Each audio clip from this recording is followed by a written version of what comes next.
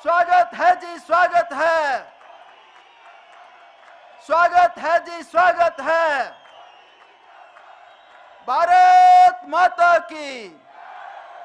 इंतजार की घड़ियां समाप्त हुई। हमें जिनका इंतजार था वो हमारे बीच में हैं। हमें उनको सुनने का गौरव प्राप्त होगा। मैं आदरणीय सुरेश कश्यप जी, जो कि भारतीय जनता पार्टी प्रदेश के सम्माननीय अध्यक्ष हैं, शिमला पार्लियामेंट कंस्टिट्यूंसी के माननीय सांसद हैं, आपसे निवेदन, आदरणीय मोदी जी को टोपी, बुशहरी टोपी और किन्नौर का मफलर देकर आप सम्मानित करें। आदरणीय सुरेश कश्यप जी।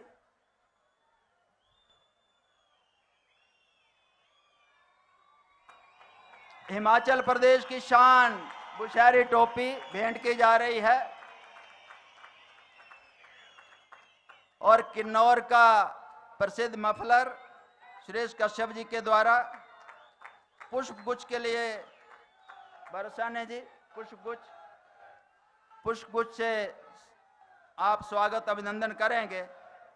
और अब मेरा निवेदन श्री लक्ष्मी ठाकुर जी से, दुश्मनों का संहार करने के लिए भीम की गदा आप भेंट कर रहे हैं। आदरणीय सुरेश कश्यप जी, हमारे प्रदेश के माननीय अध्यक्ष, आपका आभार सर, आपका आभार। अब मान्यवर मंचासीन शिमला पार्लियामेंट कंस्टिट्यूंसी के 17 उम्मीदवार तथा एक मंडी पार्लियामेंट कंस्टिट्यूंसी रामपुर क्षेत्र से उम्मीदवार, इस तरह से 18 उम्मीदवार आज मंच के ऊपर आसीन हैं। इनका परिचय मैं करवा रहा हूं सर। डॉक्टर राजीव बिंदल जी, डॉक्टर राजीव बिंदल जी विधानसभा नाहन क्षेत्र से आप चुनाव लड़ रहे हैं। लगातार 6ठी बार आप चुनाव लड़ रहे हैं भारतीय जनता पार्टी का। 3 बार सोलन का प्रतिनिधित्व कर चुके हैं, दूसरी बार 2 बार आप नाहन से। श्री सुरेश भारद्वाज जी शिमला विधानसभा क्षेत्र से माननीय मंत्री हैं। डॉक्टर राजीव सैजल जी कसौली विधानसभा क्षेत्र से माननीय मंत्री हैं। श्री सुखराम चौधरी जी आप पांवटा विधानसभा क्षेत्र से चुनाव लड़ रहे हैं, माननीय मंत्री हैं। श्री बलवीर वर्मा जी चौपाल विधानसभा क्षेत्र से आप हमारे कैंडिडेट हैं, माननीय विधायक हैं। सरदार परमजीत सिंह पम्मे जी दून विधानसभा क्षेत्र से आप भारतीय जनता पार्टी के विधायक हैं, दोबारा चुनाव लड़ रहे हैं। श्रीमती रीना कश्यप जी पच्छाद विधानसभा क्षेत्र से आप दूसरी बार चुनाव लड़ रही हैं। श्री लखविंदर सिंह राणा जी नालागढ़ विधानसभा क्षेत्र से आप चुनाव लड़ रहे हैं, माननीय विधायक हैं। श्री गोविंद राम शर्मा जी अर्की विधानसभा क्षेत्र से आप चुनाव लड़ रहे हैं, पूर्व में विधायक रहे हैं। श्री बलदेव तोमर जी शिलाई विधानसभा क्षेत्र से आप चुनाव लड़ रहे हैं, पूर्व में विधायक रहे हैं। श्री संजय सूद जी आप शिमला विधानसभा क्षेत्र से चुनाव लड़ रहे हैं। श्री अजय श्याम जी ठियोग विधानसभा क्षेत्र से आप चुनाव लड़ रहे हैं। श्री राजेश कश्यप जी सोलन विधानसभा क्षेत्र से आप चुनाव लड़ रहे हैं। श्री रवि मेहता जी शिमला ग्रामीण विधानसभा क्षेत्र से आप चुनाव लड़ रहे हैं। श्री चेतन बरागटा जी जुब्बल नावर कोटखाई क्षेत्र से आप भारतीय जनता पार्टी के उम्मीदवार हैं। और श्री नारायण सिंह जी श्री रेणुका जी विधानसभा क्षेत्र से आप भारतीय जनता पार्टी के उम्मीदवार हैं। श्री कौल सिंह नेगी जी आप रामपुर विधानसभा क्षेत्र से भारतीय जनता पार्टी के उम्मीदवार हैं। और बहन शशि बाला जी रोडू विधानसभा क्षेत्र से आप भारतीय जनता पार्टी के उम्मीदवार हैं। इस तरह से हमारे 18 कैंडिडेट मंचासीन हैं मान्यवर। अब मैं अनुरोध कर रहा हूं आदरणीय श्री सुरेश कश्यप जी से, जो हमारे माननीय अध्यक्ष भी हैं, कृपया मंच पर आएं और अपना स्वागत भाषण दें। भारत माता की, भारत माता की। स्वागत है भाई, स्वागत है, स्वागत है भाई, स्वागत है। आज की इस चुनावी सभा में हमारे मुख्य अतिथि, दुनिया के सर्वाधिक लोकप्रिय नेता, हमारे देश के यशस्वी प्रधानमंत्री परम आदरणीय श्री नरेंद्र मोदी जी, आप यहाँ सोलन के ऐतिहासिक ठोडो मैदान में पधारे हैं। मैं अपनी ओर से तथा अपने समस्त संसदीय क्षेत्र की जनता की ओर से आपका हार्दिक अभिनंदन करता हूं, हार्दिक स्वागत करता हूं। माननीय मोदी जी, आप हिमाचल को अपना घर मानते हैं और 5 वर्षों के दौरान आप 1 दर्जन से ज्यादा बार हिमाचल पधारे हैं। मैं दिल की गहराइयों से आपका आभार प्रकट करता हूं। और जिस प्रकार से आपने इन 5 वर्षों में हिमाचल प्रदेश को अनेक सौगातें दी, उसके लिए प्रदेश की जनता आपकी आभारी है, आपकी ऋणी है। हिमाचल जैसे छोटे राज्य को एम्स जैसा संस्थान आपने दिया और केवल मात्र 3 वर्ष की अवधि में उसका शिलान्यास से लेकर लोकार्पण किया।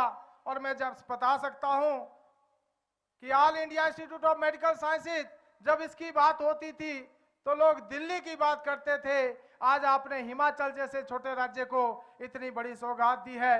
प्रदेश की जनता आपकी इसके लिए आभारी है।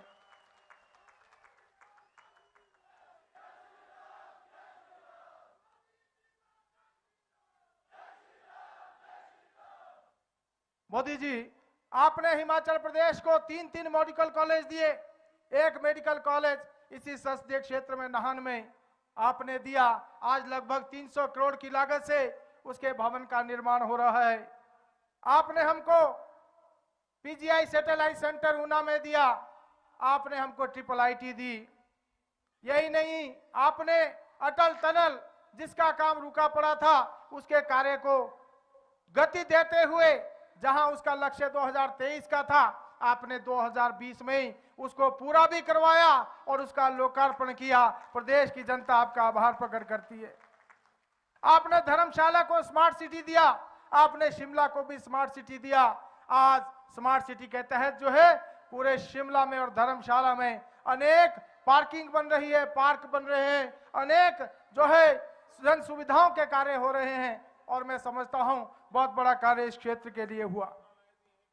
जहां आपने हमें मेडिकल डिवाइस पार्क दिया, हमें इस बात की भी खुशी है, अगर 3 मेडिकल डिवाइस अगर 3 बर्ड ड्रग पार्क इस देश में मिलते हैं तो एक हिमाचल प्रदेश को मिलता है। इस देश में अगर 4 वंदे भारत एक्सप्रेस ट्रेनें चलती है, उसमें एक आप हिमाचल प्रदेश को देते हैं। हिमाचल आपका घर है और इस बात के लिए प्रदेश की जनता आपकी आभारी है। आपने जिस प्रकार से इस संसदीय क्षेत्र में अनेक विकास के काम किए, जैसे कि रेणुका में जो डैम है 1990 से लेकर उसके लिए उसकी बात चल रही थी, आपने उसके लिए धन की स्वीकृति की। 7,000 करोड़ रुपए की लागत से मेरे ही संसदीय क्षेत्र के रेणुका जी में डैम का निर्माण होगा और जिससे दिल्ली के लोगों को जहां पीने का पानी मिलेगा, 40 मेगावाट का जो है वहां पर जो बिजली का संयंत्र भी लगेगा। अनेक ऐसे काम इस संसदीय क्षेत्र में और पूरे प्रदेश में माननीय मोदी जी आपने किए। और जिला सिरमौर में जिस प्रकार से आपने गिरिपार को हाटी का दर्जा दिया है, आज जिला सिरमौर की जनता आपकी इसके लिए आभारी है। डबल इंजन की सरकार ने हिमाचल प्रदेश में अनेक विकास के काम किए, जहां आपके नेतृत्व में पूरा देश आगे बढ़ा। हम दुनिया की तेज गति से आगे बढ़नी आने वाली अर्थव्यवस्था बने। साथ ही साथ हिमाचल प्रदेश में भी माननीय जयराम ठाकुर जी के नेतृत्व में हमने विकास का एक नया इतिहास रचा, हमने विकास की एक नई गाथा लिखी। हिमाचल प्रदेश में जिस प्रकार से 68 के 68 विधानसभा क्षेत्रों में विकास हुआ, हिमाचल प्रदेश में जो बदले की भावना से राजनीति होती थी उसको समाप्त किया गया। टोपी की राजनीति, हरी और लाल टोपी की राजनीति होती थी, उसको भी उन्होंने समाप्त किया और एक समान विकास हिमाचल प्रदेश में माननीय जयराम ठाकुर जी ने किया। कोविड के समय में जिस प्रकार से आपका आशीर्वाद हिमाचल प्रदेश को मिला, हिमाचल प्रदेश प्रथम डोज में भी और द्वितीय डोज में भी देश भर में अव्वल आया। कुल मिलाकर डबल इंजन की सरकार ने हिमाचल प्रदेश को आगे ले जाने का काम किया और आपके नेतृत्व में जिस प्रकार से हमारा देश आगे बढ़ा, माननीय जयराम ठाकुर के नेतृत्व में हिमाचल प्रदेश में आगे बढ़ा है। और अब समय आ गया है जब हम चुनाव में हैं और जिस प्रकार से हिमाचल प्रदेश का विकास मोदी और जयराम की सरकार ने किया, आज आम जनमानस भारतीय जनता पार्टी के साथ खड़ा है। माननीय प्रधानमंत्री जी, माननीय मोदी जी, मैं आपको विश्वास दिलाना चाहता हूं, मैं आपको पूर्ण रूप से ये बात कहना चाहूंगा कि आज प्रदेश की जनता भारतीय जनता पार्टी के साथ खड़ी है। आज हमारी जनता, आम जनमानस जो है हिमाचल प्रदेश में भी रिवाज बदले, इस बार फिर से भाजपा की सरकार बने, उसके लिए जो है निरंतर प्रयास कर रहे हैं। और मैं आप अपने सभी पार्टी के कार्यकर्ताओं से निवेदन भी करना चाहूंगा, जिस प्रकार से हमारी दोनों सरकारों ने काम किया है, अब समय आ गया है कि हम भारतीय जनता पार्टी की सरकार को फिर से लेकर आएं। इतनी बात करते हुए माननीय मोदी जी का आशीर्वाद हमको मिलने जा रहा है। मैं बहुत लंबी बात नहीं करना चाहूंगा। मैं फिर से अपनी ओर से तथा आप सबकी ओर से माननीय मोदी जी का यहाँ सोलन के ठोडो मैदान में पधारने के लिए और हम सबको इनका आशीर्वाद मिलेगा, उसके लिए इनका धन्यवाद करता हूं। इनका आभार प्रकट करते हुए अपनी वाणी को यही विराम देता हूं। बहुत बहुत धन्यवाद। जय हिंद, जय हिमाचल। आपका आभार सर। मंचासीन एक परिचय मान्यवर। मोदी जी को जय श्री राम। करा दीजिए, परिचय करवा दीजिए। मंचासीन बहन रश्मिंदर सूद जी, जो कि महिला मोर्चा की माननीय अध्यक्षा हैं, आपका परिचय छूटा था जी। धन्यवाद आदरणीय मोदी जी।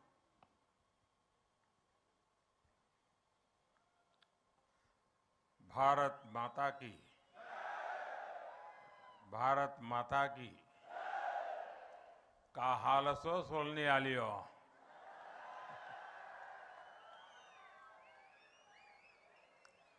सोलन, शिमला और सिरमौर से आए आप सभी साथियों, अपने घर पर टीवी और मोबाइल फोन पर नमो ऐप पर जो इस कार्यक्रम से जुड़े हैं, मुझे देख रहे हैं, सुन रहे हैं, सबको मेरा प्रणाम। इतनी बड़ी संख्या में आपका हमें आशीर्वाद देने के लिए आना, विरोधियों की नींद आज खत्म हो गई।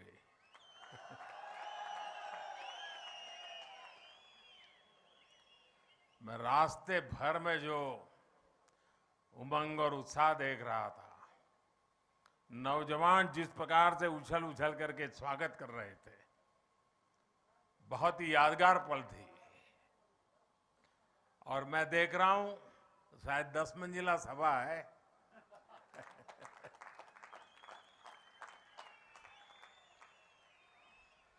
आज सोलन ने पूरे देश को संदेश दे दिया है, हिमाचल में एक बार फिर डबल इंजन सरकार, हिमाचल में एक बार फिर भाजपा सरकार। साथियों, माता शूलिनी देवी के आशीर्वाद से सोलन ने अपनी पहचान मशरूम सिटी और लाल टमाटर की वजह से रेड गोल्ड के नाम से भी बनाई है। और मुझे खुशी है कि जब मैं गुजरात का मुख्यमंत्री था तो मैंने हमारे मशरूम किंग ठाकुर बुद्धराम जी को गुजरात बुला करके उनका सम्मानित किया था।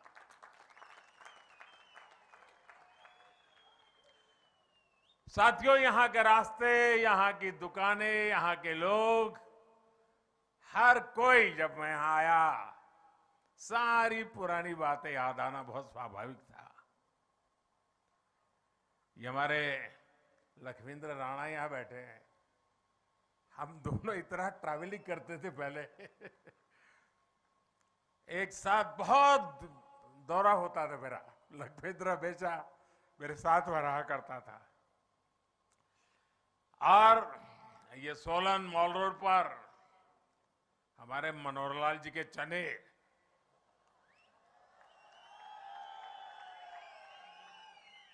शायद ही मैं कभी यहां से गया हूं और मनोहरलाल जी के चने न खाए हो।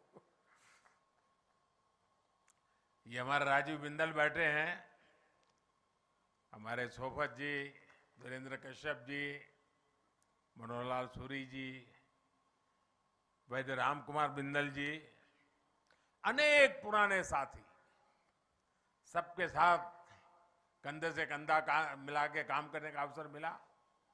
हमारे रामानंद ठाकुर जी, JL शर्मा जी, गोकुलचंद मेहता जी, बहन रितु सेठी, अभी मुझे हेलीपैड पे मिलना हो गया। सबके साथ इतना काम करने का आनंद आया, अवसर मिला।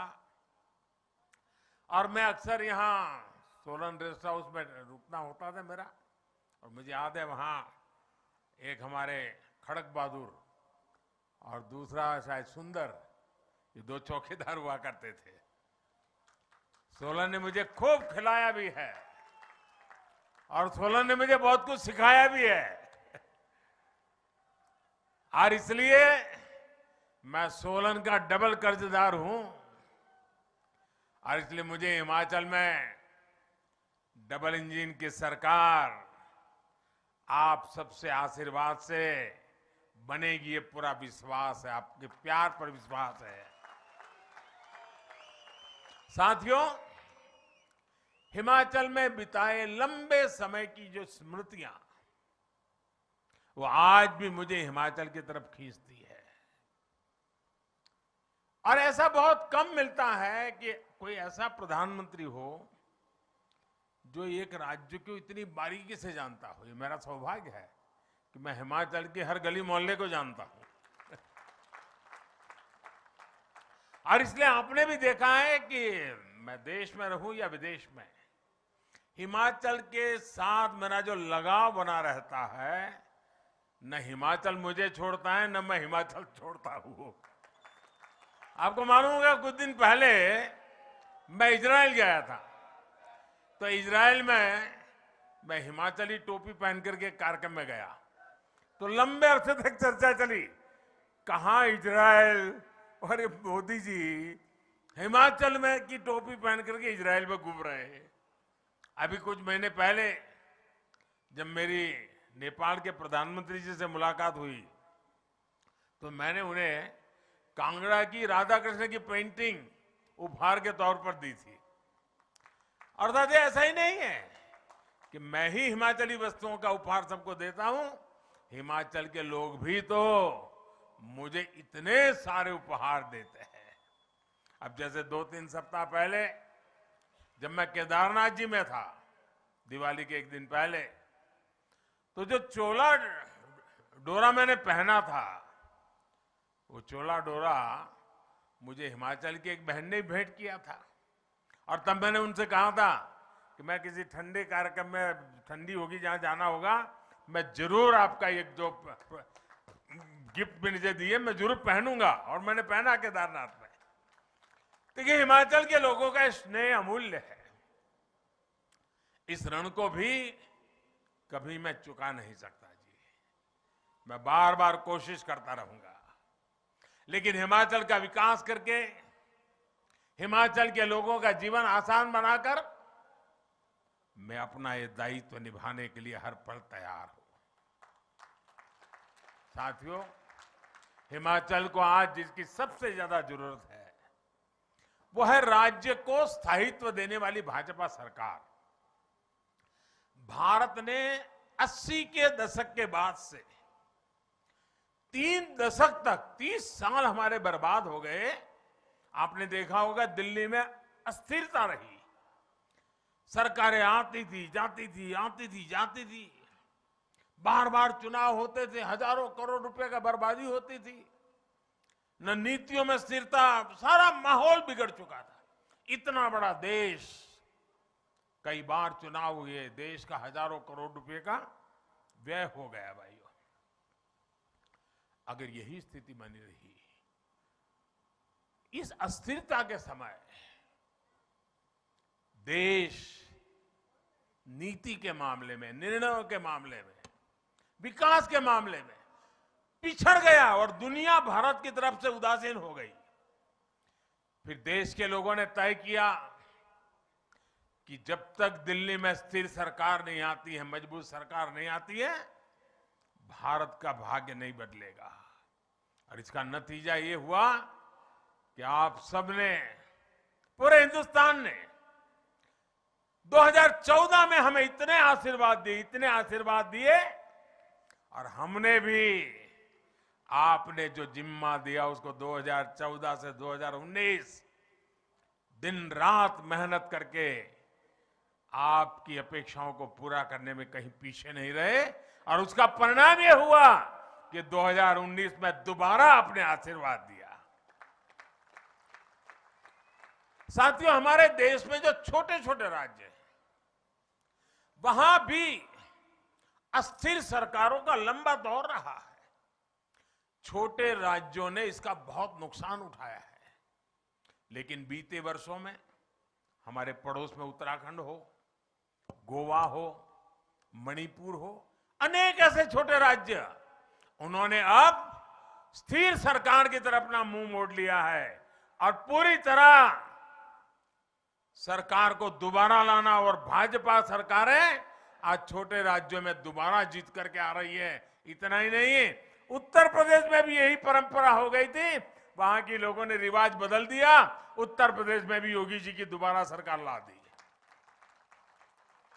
स्थिर सरकार में विकास भी तेज होता है और जनता के प्रति, अपनी जवाबदेही के प्रति भी सरकार गंभीर रहती है। जहां हर 5 साल में सरकार बदलने का ट्रेंड रहता है, वहां सरकारों में भी यही रहता है कि भाई क्या करना है, काम करो, कोई करने की जरूरत नहीं है। 5 साल के बाद तो हिमाचल वाले बदल देते हैं। इसके कारण वो भी चुनने के बाद उनको मालूम है फिर से जीतना नहीं है, तो वो कुछ करते भी नहीं है। इसलिए भी स्थिर सरकार के प्रयोग करने की बहुत आवश्यकता है भाइयों। तो मुझे खुशी है कि हिमाचल में जयराम जी की सरकार ने जो विश्वास हासिल किया है, उनकी पूरी टीम ने 5 साल के लिए जो काम किया है, उसी का नतीजा है कि मेरी आज ये दूसरी सभा है। इन दोनों सभाओं को कोई भी देख ले, बीजेपी की सरकार बनाना हिमाचल की जनता ने तय कर लिया है भाई। हिमाचल में भाजपा सरकार अपने कार्यों का हिसाब भी दे रही है और सरकार में वापसी के लिए भी उतनी ही प्रतिबद्ध है।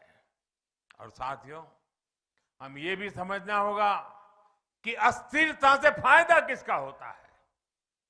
कांग्रेस के वर्षों के शासन में हमारे यहां ऐसे अनेक स्वार्थी तत्व और ऐसे अनेक समूह पैदा हुए, वेस्टेड इंटरेस्ट ग्रुप पैदा हुए, जो भारत को अस्थिर देखना चाहते हैं, जो हिमाचल जैसे राज्यों को अस्थिर देखना चाहते हैं, और इसलिए वो स्थिर सरकार होने ही नहीं देते, हवा फैला देते हैं। देश के छोटे छोटे राज्य हमेशा इन स्वार्थी समूहों के निशाने पर रहे हैं। कुछ झूठे वायदे करके, कुछ सीटें जीतकर ये स्वार्थी समूह सरकारों में आकर सिर्फ अपने हित साधते रहते हैं। ये लोग खुद को कट्टर ईमानदार कहते हैं, लेकिन सबसे बड़े भ्रष्टाचारी यही होते हैं। ये लोग समाज को तोड़ने के लिए, देश की एकता को तोड़ने के लिए साजिशें रचते हैं। हिमाचल को ऐसे हर स्वार्थी समूह से खुद को बचाकर रखना है, इनके खेल से खुद को बचाकर रखना है। आप देखिए साथियों, केंद्र में स्थिर सरकार बनी तो देश ने ऐसे ऐसे निर्णय लिए जिनका इंतजार देशवासियों को वर्षों से था। जब केंद्र में स्थिर सरकार बनी तो भ्रष्टाचार और भ्रष्टाचारियों के खिलाफ निर्णायक लड़ाई शुरू हुई। जब केंद्र में स्थिर सरकार बनी तो आतंकवाद, नक्सलवाद काबू में आए, नॉर्थ ईस्ट में शांति स्थापित हुई। इसलिए स्थिर सरकार 21वीं सदी के भारत की जरूरत है और उसमें बड़ी भूमिका देश के छोटे राज्य की भी है। साथियों, हिमाचल के लोग जानते हैं कि भाजपा किस तरह यहां के विकास के लिए गंभीरता से काम कर रही है। हम पहाड़ के लोगों की सुविधाएं बढ़ाने पर, रोजगार के अवसर बढ़ाने पर, यहां के औद्योगिक विकास पर, टूरिज्म बढ़ाने पर हम विशेष ध्यान दे रहे हैं। इसलिए नालागढ़ में मेडिकल डिवाइस पार्क और ऊना में बल्क ड्रग पार्क बनाए जा रहे हैं।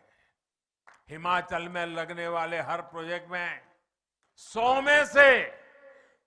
में से 90 रुपये आज केंद्र की भाजपा सरकार दे रही है। भाइयों, Bharat pharmacy of the world अगर ये है तो इसमें हिमाचल की हिस्सेदारी कई गुना बढ़े, हम ये प्रयास कर रहे हैं।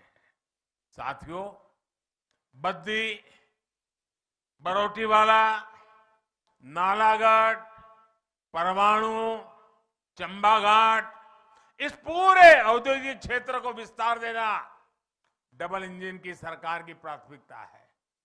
टूरिज्म उद्योग हो या फिर खेती से जुड़े उद्योग हो, इसके लिए आवश्यक आधुनिक इंफ्रास्ट्रक्चर पर अभूतपूर्व बल दिया जा रहा है।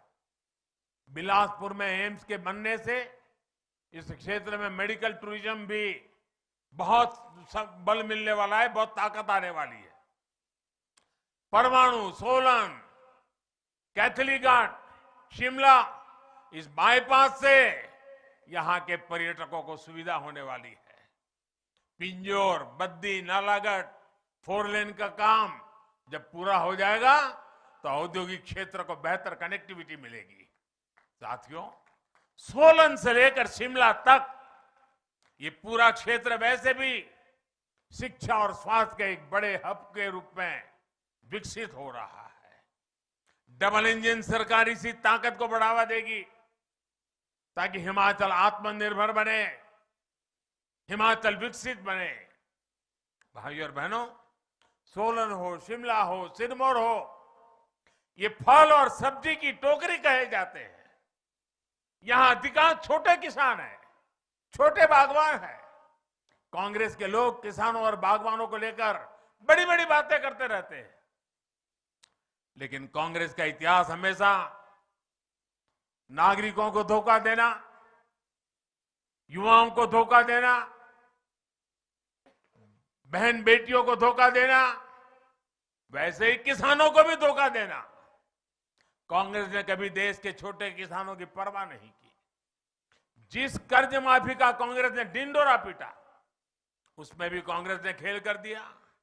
उसका लाभ छोटे छोटे किसानों को बिल्कुल हुआ नहीं, नाम मात्र का भी नहीं हुआ। जबकि भाजपा सरकार छोटे किसानों की हर जरूरत को ध्यान में रखते हुए काम कर रही है। पीएम किसान सम्मान निधि के माध्यम से हिमाचल के किसानों के बैंक खातों में सीधे 2000 करोड़ रुपए ट्रांसफर किए। 2000 करोड़ रुपए इस छोटे से राज्य के अंदर, और इसका लाभ हिमाचल के 9 लाख से ज्यादा छोटे किसानों को हुआ है। 9 लाख किसानों के जेब में 2000 करोड़ रुपया पहुंचना यानी उनके जीवन में एक बहुत बड़ा बदलाव की ताकत लेके आता है। साथियों, हम हिमाचल के फल सब्जी सेक्टर में सहकारिता को बढ़ावा देने पर भी फोकस कर रहे हैं।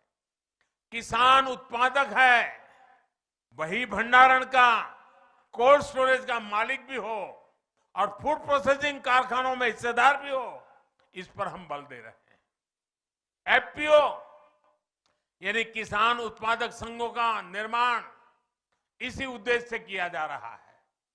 सैकड़ों छोटे छोटे किसान, बागवान मिलकर बड़ी ताकत बने, इसके लिए नाबार्ड से करोड़ों रुपए दिए जा रहे हैं। दिसंबर 8 के बाद जब फिर डबल इंजन सरकार काम संभालेगी, उसके बाद इस काम को और ज्यादा गति दी जाएगी और तेज किया जाएगा। यहां के सेब, यहां की सब्जियां, यहां का दूध किसान रेल से बहुत कम भाड़े में देश के बड़े बड़े बाजारों तक पहुंचे, इसके लिए भी काम चल रहा है। साथियों, हम कैसे किसानों का, बागवानों के हित की चिंता करते हैं, इसका एक और उदाहरण आपको देना चाहता हूं। दुनिया में पहले कोरोना के कारण और फिर लड़ाई के कारण खाद के दाम, फर्टिलाइजर के दाम कई गुना बढ़ गए, लेकिन डबल इंजन सरकार ने किसान पर बोझ नहीं पड़ने दिया। आपको जरा सुनना चाहिए और इन चीजों को याद रखना चाहिए भाइयों। शायद आप तक ये बात पहुंची नहीं होगी। आज यूरिया की एक बोरी हमें बाहर से लाना पड़ता है, विदेशों से हमारे किसानों के लिए लाना पड़ता है। एक बोरी हम 2000 रुपये में लाते हैं, लेकिन हमारे किसानों को कितने में देते हैं? 2000 की यूरिया की बोरी मेरे किसानों को 270 रुपये से भी कम रुपयों में दी जाती है। 2000 से लाना और 270 से भी कम में देना, ताकि मेरे किसान के सर पर बोझ न पड़े। और करीब करीब 1700-1800 रुपया ये बोझ सरकार खुद उठा रही है।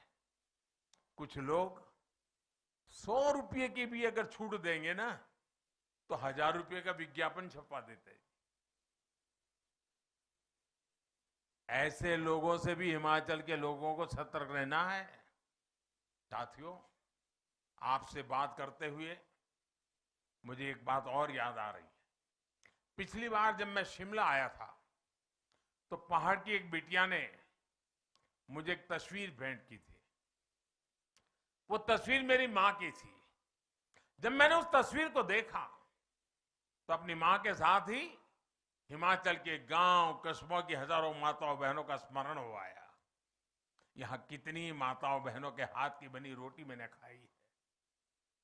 अनेक परिवारों में मेरा भोजन हुआ है, और मैं इसे अपना सौभाग्य समझता हूं कि यहां की माताओं बहनों के लिए कुछ कर पा रहा हूं, उनकी सेवा कर पा रहा हूं। महामारी के इस समय में गरीब परिवारों की बहनों को अपने बच्चों की भूख की चिंता ना करनी पड़े, इसके लिए हमारी सरकार मुफ्त राशन दे रही है। मेरी किसी गरीब मां को ऐसे दिन नहीं देखने पड़े कि घर में चूल्हा न जला हो। मेरी गरीब मां को कभी ये देखना न पड़े कि आज बच्चों को पानी पिला करके सुलाना पड़ा। ये नौबत न आए। आज इतना समय हो गया कोरोना काल का, 80 करोड़ लोगों को मुफ्त में खाना देता, और जब दुनिया के लोग सुनते हैं ना, तो उनका अचरज होता है, कितना बड़ा काम हो रहा है। लेकिन माताएं बहनें, अगर दिल्ली में तुम्हारा बेटा बैठा हो और तुम्हारे घर में चूल्हा न जले, ये कैसे हो सकता है?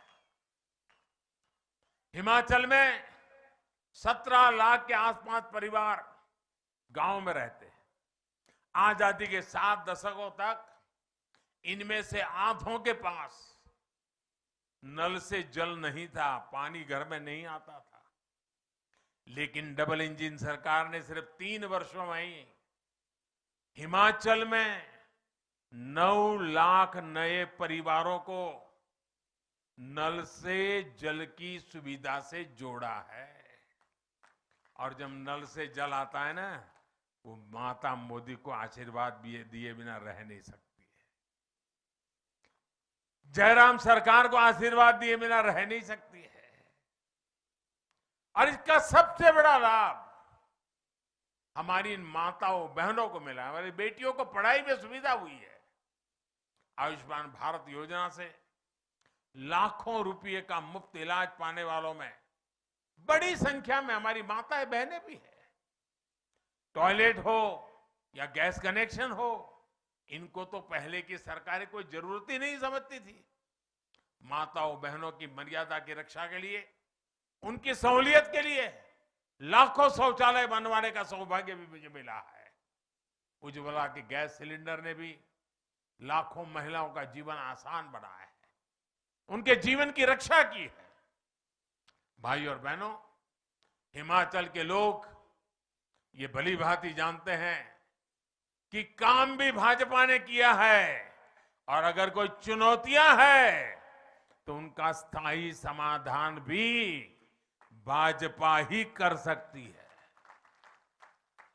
हिमाचल के लोग ये भी जानते हैं कि कांग्रेस मतलब भ्रष्टाचार की गारंटी, कांग्रेस मतलब स्वार्थ भरी राजनीति की गारंटी, कांग्रेस मतलब भाई भतीजेवाद की गारंटी। हिमाचल के लोगों को याद रखना है कि वही कांग्रेस है जिसके शासन में वृद्धावस्था पेंशन के लिए 80 साल का होना जरूरी था। ये भाजपा की जयराम जी की सरकार है जिसने 80 के बाद मिलने से क्या मतलब था, उसे कम करके 60 साल की उम्र कर दी ताकि 60 से ऊपर के सब लोगों को इसका लाभ मिले। भाजपा के इस फैसले से आज हिमाचल के लाखों नए साथियों को पेंशन मिल रही है। साथियों, भाजपा का काम भी पक्का है और इरादा भी पक्का है। वही कांग्रेस में अनिश्चितता है, अनिर्णय है, अराजकता है। कांग्रेस में इतने दल में फंसा हुआ है, गुटबाजों का दलदल, और दलदल कभी स्थिरता नहीं ला सकता। हिमाचल के लोगों को स्थिरता के लिए, स्थायित्व के लिए भारतीय जनता पार्टी को विजयी बनाने के लिए मैं प्रार्थना कर रहा हूं।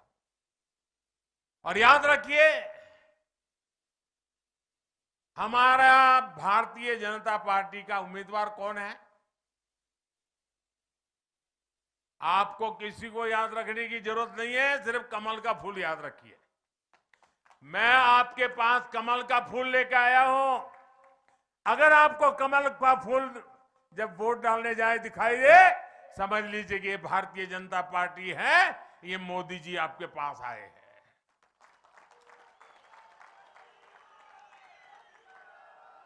आपका एक एक कमल के फूल पर जो वोट पड़ेगा वो सीधा मोदी के खाते में आशीर्वाद के रूप में आएगा। गांव गांव, घर घर जाकर के मैंने जो बातें बताई है, बताओगे आप लोग? जरा जोर से बोलो तो सुनाई देगा। घर घर जाओगे? घर घर जाओगे? मेरी बात बताओगे? जितना मैं कह रहा हूं कहोगे? दोबारा सरकार क्यों चाहिए समझाओगे? हिमाचल जैसे राज्य को प्रगति करने के लिए स्थिरता की क्यों जरूरत है समझाओगे? दिल्ली में मोदी हो तो यहां भी मोदी को मजबूती मिलनी चाहिए कि नहीं मिलनी चाहिए? होना चाहिए कि नहीं होना चाहिए? आप घर घर जाएंगे? अच्छा, मेरा एक काम करेंगे आप लोग? जरा जोर से बताइए तो मैं कहूं। दोनों हाथ ऊपर करके बताइए, मेरा एक काम करेंगे? सब लोग करेंगे, जो ऊपर हैं वो भी करेंगे। अच्छा, मैं काम आपको बताता हूं। देखिए, आप हिमाचल में घर घर जाइए और उनको जाकर के इतने कहिए कि मोदी जी आए थे, उन्होंने आपको प्रणाम कहा है। मेरा प्रणाम पहुंचा दोगे? पहुंचा दोगे? हिमाचल के हर घर में मेरा प्रणाम पहुंच जाए ना, तो मुझे जो आशीर्वाद मिलेंगे, भाजपा को जो आशीर्वाद मिलेंगे, हमारे जो आशीर्वाद साथियों को मिलेंगे, वो हिमाचल के उज्जवल भविष्य की गारंटी बन जाएंगे जी। ये माताओं बहनों, ये नागरिकों का आशीर्वाद ये हिमाचल के उज्जवल भविष्य का गारंटी कार्ड है भाइयों। और इस गारंटी कार्ड के लिए घर घर मेरा प्रणाम पहुंचाना है। पहुंचाओगे? पहुंचाओगे? भारत माता की, भारत माता की बहुत बहुत धन्यवाद।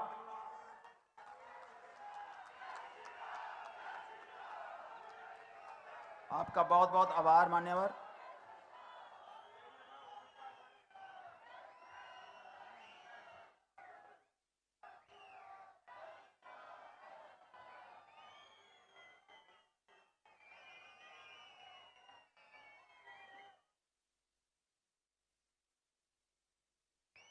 आपका बहुत बहुत आभार मान्यवर। सभी जो भारतीय जनता पार्टी के कार्यकर्ता, अन्य सभी जो उपस्थित, आप सबका बहुत बहुत आभार।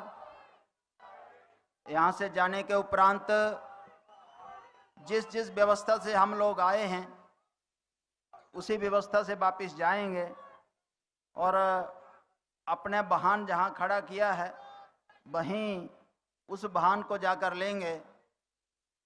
पूरा यहाँ से बाहर का जो निकासी का रास्ता है थोड़ा कंजस्टेड है, कृपया बहनों को थोड़ा रास्ता पहले दे देंगे, आराम से इस रास्ते से हम निकलेंगे। आप सभी का बहुत बहुत आभार।